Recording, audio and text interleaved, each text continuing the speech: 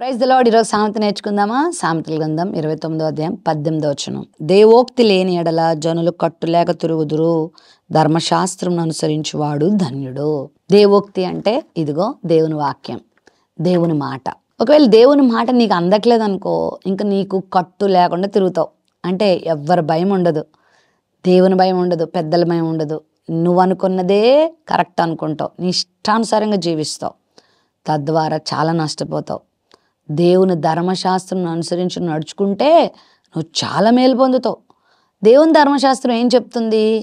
మంచి పనులు చేయండి, చెడ్డ పనులు చేయొద్దు, నీ శరీరాన్ని పాడు చేసుకునే పనులు చేయొద్దు, నీ శరీరానికి మేలు చేసే పనులే చేసుకో, దేవుని వైపు చూడండి, దేవుని నమ్ముకోండి, ఆయన నమ్ముకుంటే మనకి జీవితం ఉంటుంది, ఆయన నమ్ముకుంటే మనకి నిత్యరాజ్యం ఉంటుంది అని దేవుడు చెప్తున్నాడు, ధర్మశాస్త్రం చెప్తుంది.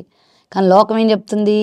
నీవు ఎంజాయ్ చేయి, పాపం చేయి, ఇష్టానుసారంగా బ్రతుకు, లోకానుసారమైనటువంటి అనుభవాలతో, లోకాశలతో నీ జీవితాన్ని గడుపు అని చెప్తుంది. చివరికి అది నీ జీవితాన్ని సర్వనాశనం చేస్తుంది.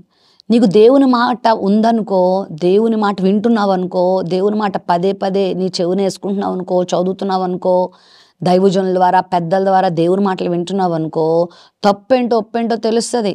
అప్పుడు ఆ దారిలో నువ్వు వెళ్ళవు, మంచి మార్గంలో నడుస్తావు, చెడ్డ మార్గంలో నడవవు. ఒకవేళ నీకు చెప్పేవాళ్ళు లేరనుకో, దేవుని వాక్యం లేదనుకో, నువ్వు దెబ్బ తినేస్తావు. ఇలాంటి వాళ్ళు చాలామంది ఈరోజు ప్రపంచంలో ఉన్నారు. కాబట్టి మనం ఎంత ధన్యులమంటే ఈరోజు దేవుని వాక్యం మనకు దొరికింది. దీన్ని అనుసరిద్దాం, దీన్ని తెలుసుకుందాం.